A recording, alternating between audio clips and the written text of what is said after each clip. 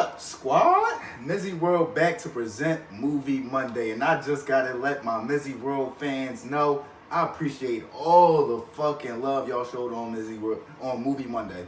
Not MizzyWorld Monday, but Movie Monday. Y'all showed hella love for that segment. I appreciate it. Made me felt like I was doing something right with this shit. You feel what I'm saying? So I'm coming back extra hard this time. You dig what I'm saying? And since last week it was the top 5 opening scenes for movies, I'm gonna do top 5 closing scenes for movies this week. You feel what I'm saying? Now these closing scenes may not necessarily be like the actual final scene. Like some of them are like the scene right before the final scene, or a couple scenes right before the final scene, but they're definitely like the conclusion, and some of them are the actual like final scene. You feel what I'm saying? But to start it off, what's number 5 at MizzyWorld's top 5? No, matter of fact, before I start it off, let me give y'all my honorable mentions, man. My honorable mentions are the 2 Godfathers.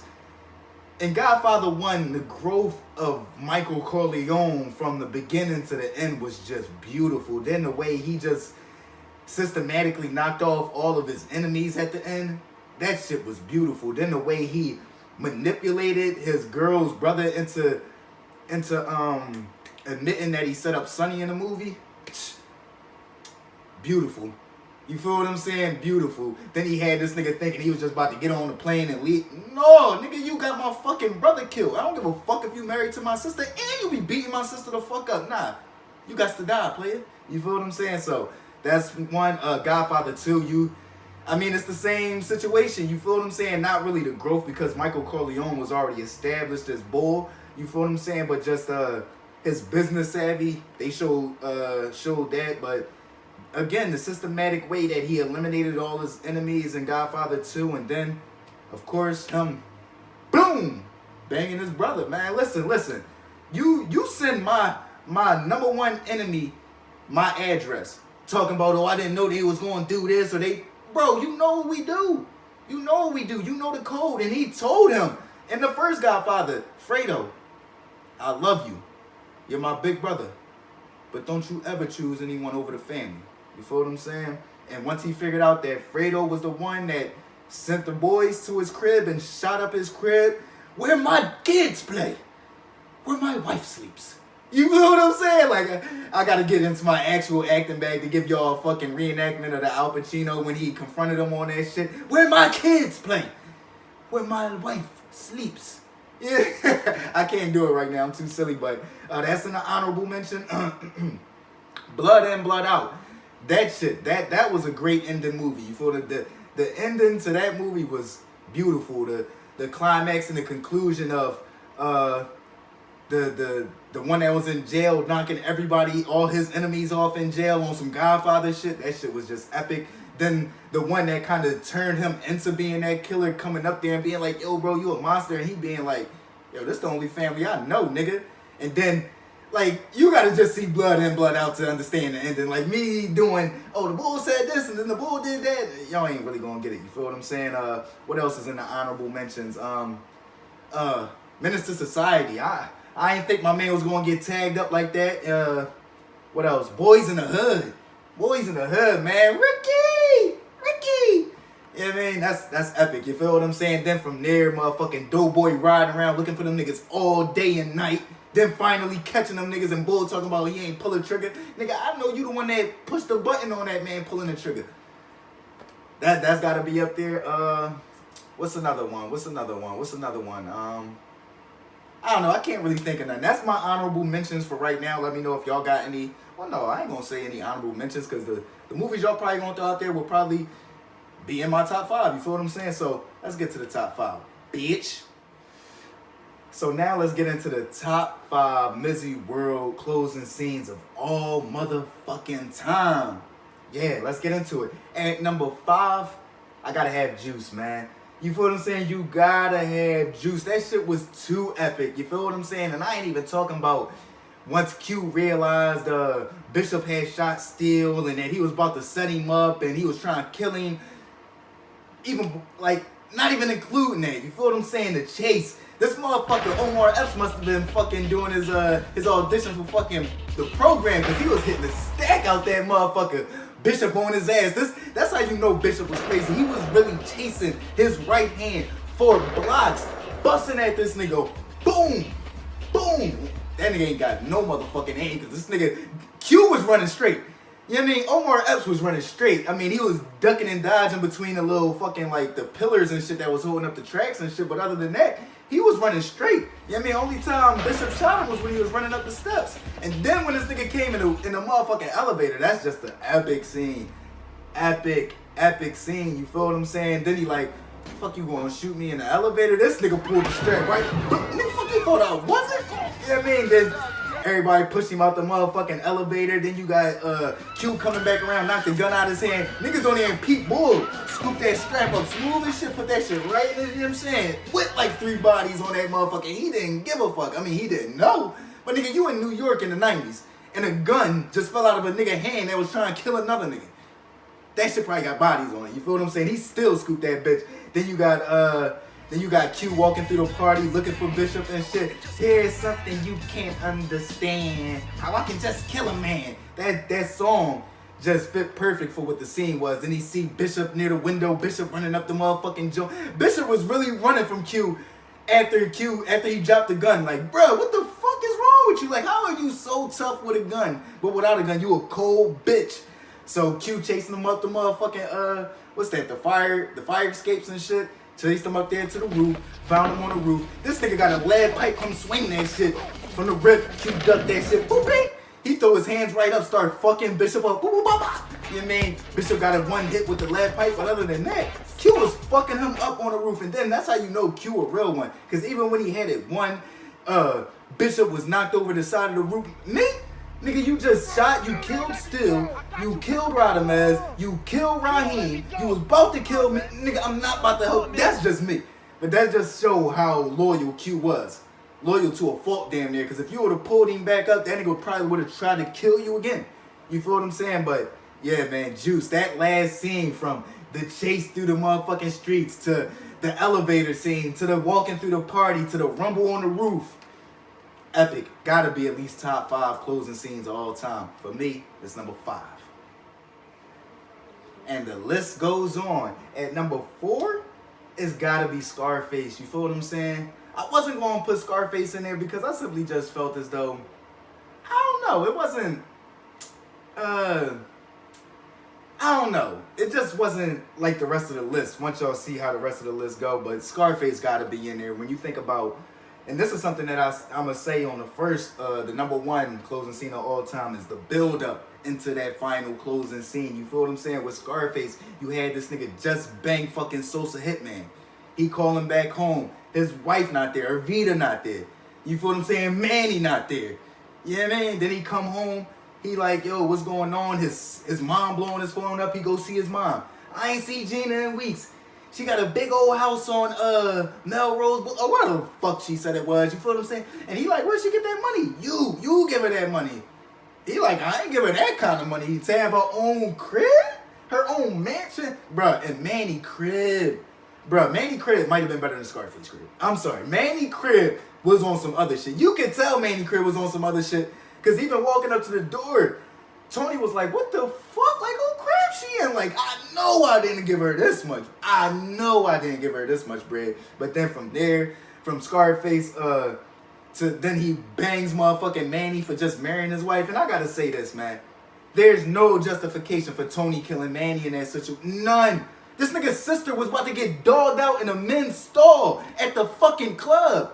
This nigga Manny married her. Bro, I'm not trying to hear none of that. He could have beat him up, cut him off, did anything. Now I know it's a movie and this, that, and the third. But for y'all niggas that live in real life, trying to say that you want to justify this man taking his best friend's life.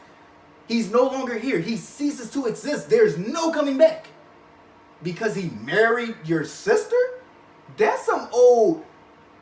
That's some twisted shit. There's something wrong with your brain, bruh. You feel what I'm saying? For you to even try to justify that shit, there's no justification. We all know the code of don't do your sister wrong.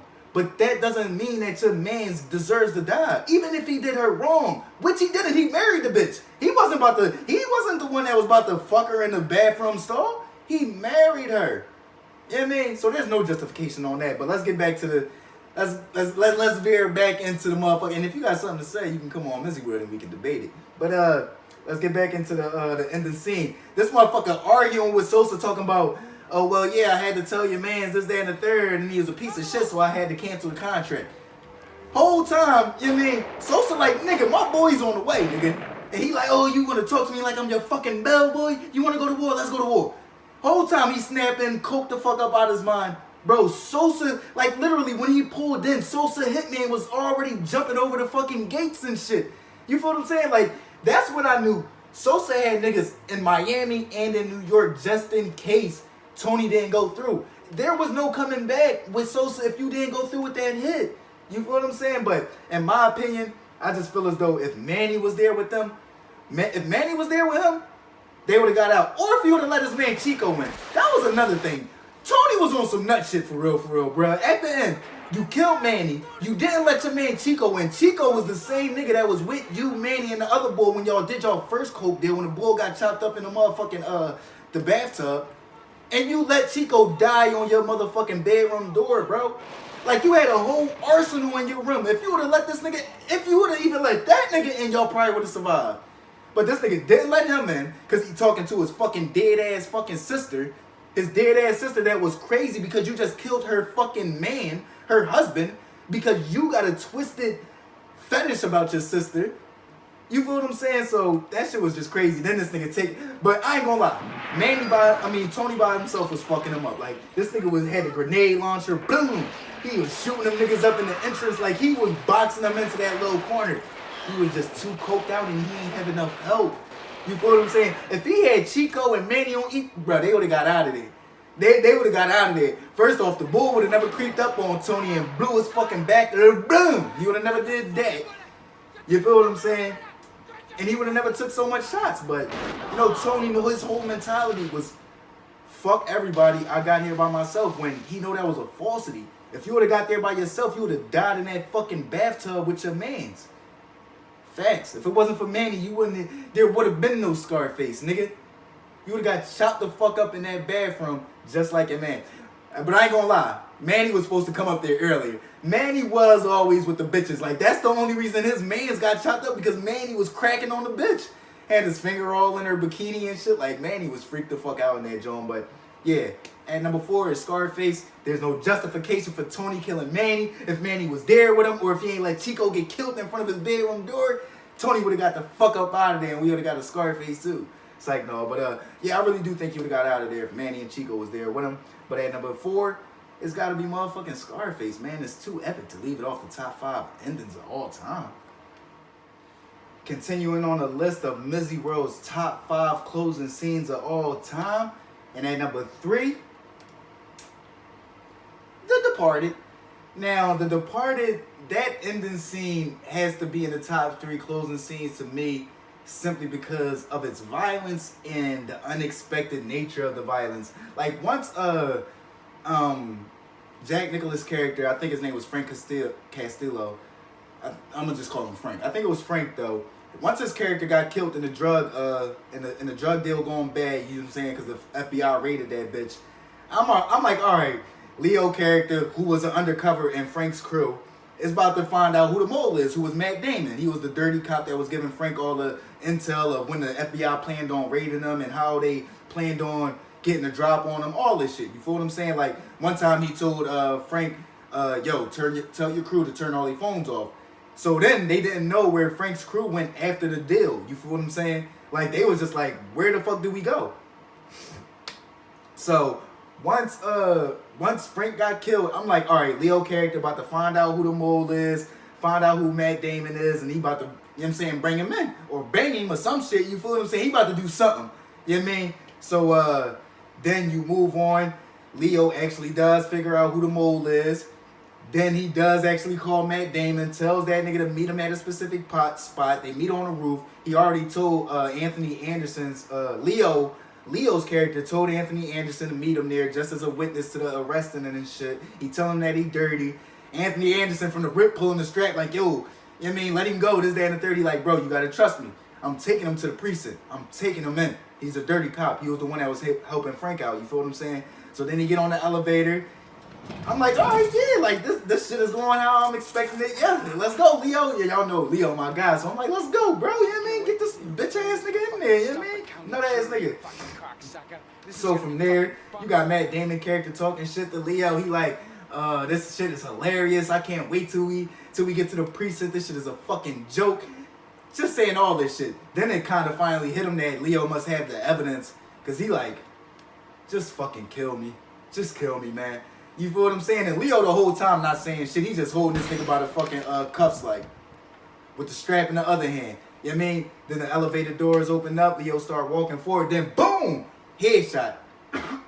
One of the other fucking sergeants on the fucking, in the precinct was in Frank's squad too. You feel what I'm saying? So he gives Leo a headshot. He goes to try to uncuff Matt Damon's character. Anthony Anderson character comes out from the other elevator at the same time. He looking like, what the fuck is Leo doing on the ground with a wiggy? Then he look inside the elevator. He see the one cop uncuffing the cop that Leo just told him was dirty. Then he get a headshot. Boom! The other cop, you know what I mean? The cop that gave Leo the headshot, gave Anthony Anderson the headshot. Then Matt Damon told the cop that just rescued him, yo, let me get the strap. Get the fingerprints off. Let's get the fuck up.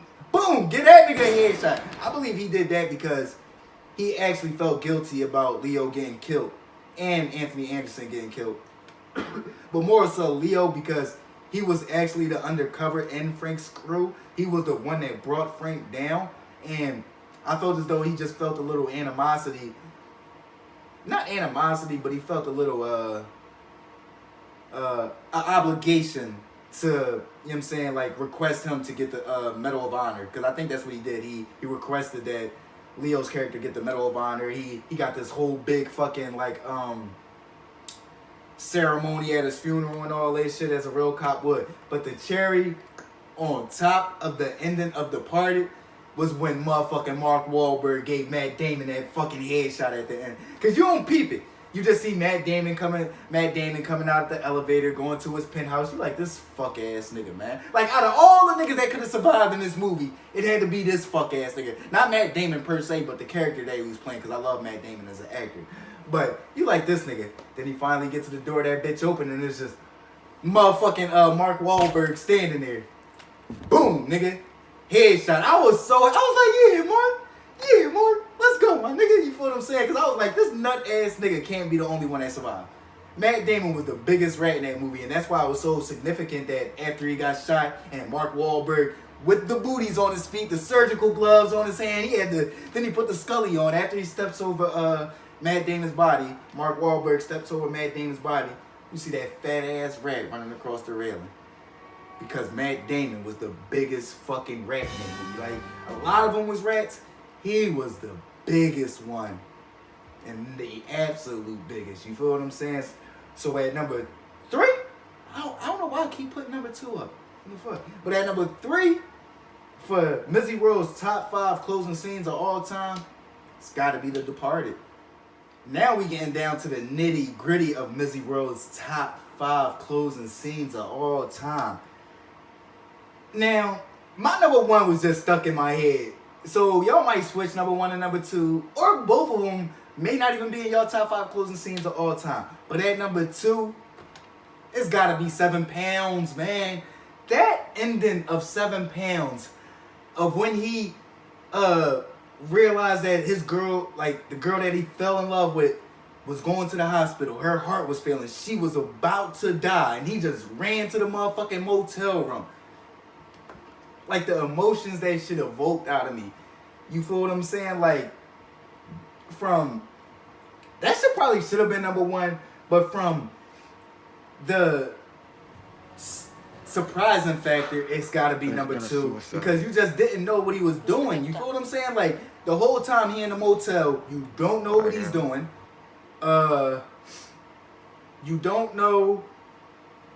Like, you don't know what his plan is. You know that he's trying to do well, and you know that he feels guilty about the car crash that killed his wife, but you don't know why. You don't know what he's like, what's the grand scheme of this. You feel what I'm saying? Like, this nigga was giving away his house You feel what I'm saying? Giving away bone marrow. This nigga was giving away everything, researching people. Like the opening scene, he was ramming on Woody Harrelson character and shit. In the beginning, you just like, yo, this is fucked up. Like this nigga was ramming on him. He like, you're a blind vegan meat salesman. Like he would, yo, that shit was sad, bruh. Like this was the one role that Will Smith solidified himself as like my second favorite actor.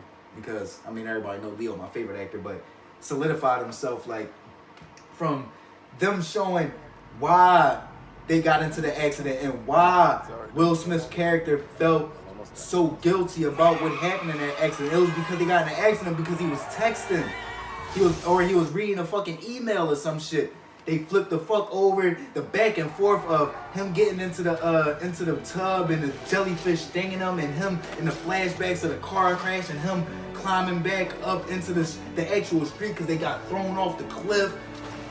That shit was beautiful and just evoked so much emotion out of me, bro. That shit was that was a tearjerker, bro. I ain't gonna lie. Like the tear ain't dropped then, but the tear dropped when the girl that he gave his heart to and the guy that he gave his eyes to met up. You feel what I'm saying? Just imagine that, bro. Just imagine not having the gift of sight for your entire life and someone giving you that gift at the age of like 40, because the bull was old. Like Woody Harrelson character, he wasn't no young bull.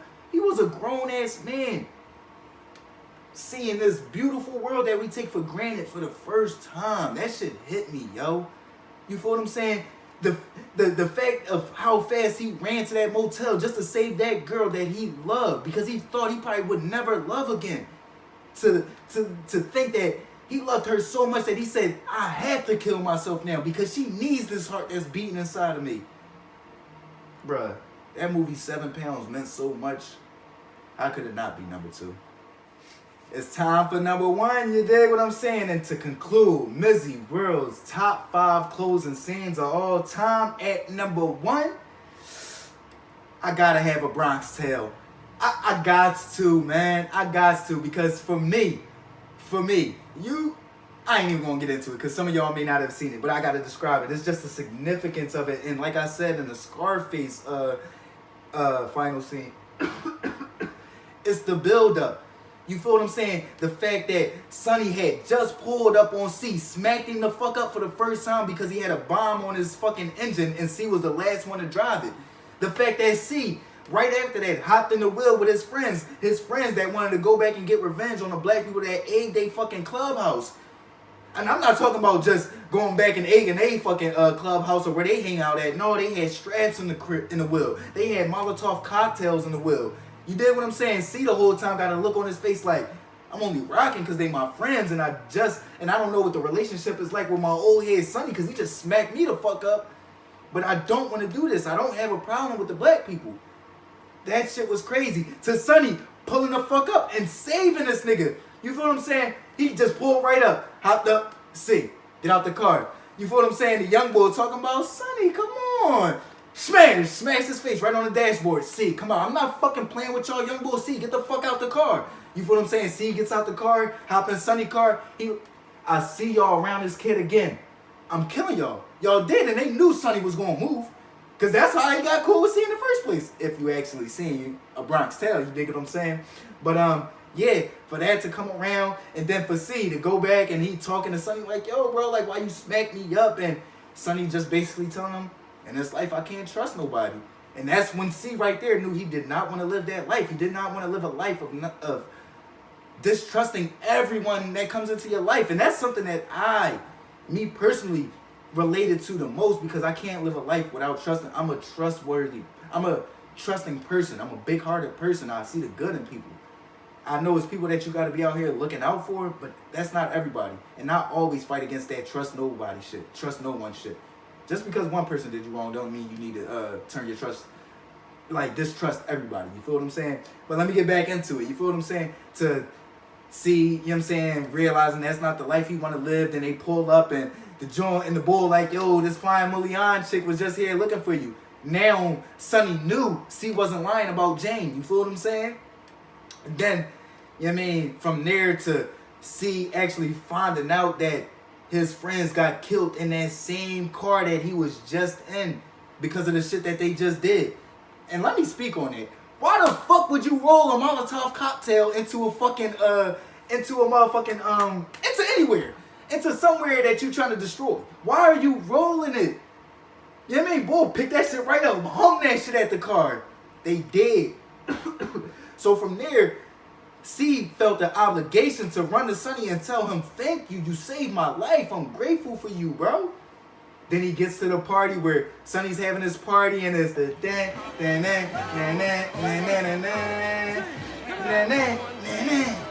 why you got C just sifting through the fucking sea of people trying to get to Sonny. You got Sonny C, come here. Then C just sees this one face that's not smiling, not having fun, not enjoying this party celebration atmosphere. You feel what I'm saying? Just to see this nigga pull a strap out and bang his protege, his old head, Sonny, right in the head. Boom. You feel what I'm saying? Now that was a suicide mission. You feel what I'm saying? Because that was a mob party, that was a mob bar, and that was the mob boss. Sonny was the boss of that crew. So that was a suicide mission, but to find out that that was the son that of the person that Sonny killed earlier in the movie, it just all tied together so much. Like the fact that C just lost all of the friends of his age group in that night. The fact that he lost his protege and his old head in that night. That shit was just epic. You feel what I'm saying? It was beautiful. You know what I mean? And how it happened. You feel what I'm saying? The fact that he should have died that night. They all should have died. The fact that he was the one that survived that night was just beautiful. You feel what I'm saying? Because at the end of the day, if Sonny didn't save C, he would have still probably got killed at that party. Sonny saved C. Sonny saved the only person that was worthy of surviving, honestly, that night. You feel what I'm saying? But every time I see that, John, it's like how black people think Ricky gonna survive every time they watch Boys in the Hood. Every time I watch a Bronx Tale, I think motherfucking Sonny is gonna survive. Or I'll be wanting to go through the screen like, no, bro, no! Sonny, turn the fuck around, bro, no! You feel what I'm saying? So, yeah, I mean, at number one, it's gotta be a Bronx Tale. You feel what I'm saying? So, at number one for MizzyWorld's top 5 closing scenes of all time, it has to be a Bronx Tale. You dig what I'm saying? Let me know if y'all got any honorable mentions that need to throw up there as some of the best final scenes of all time. Let me know if y'all feel as though it should be some other final scenes of all time that should be actually in the top 5. Let me know what y'all think of my top 5. Y'all know what the fuck it is. MizzyWorld Movie Monday. Keep running them fucking numbers up, man. I appreciate y'all running them fucking numbers up, but y'all know what it is, man. MizzyWorld Movie Monday. Gang!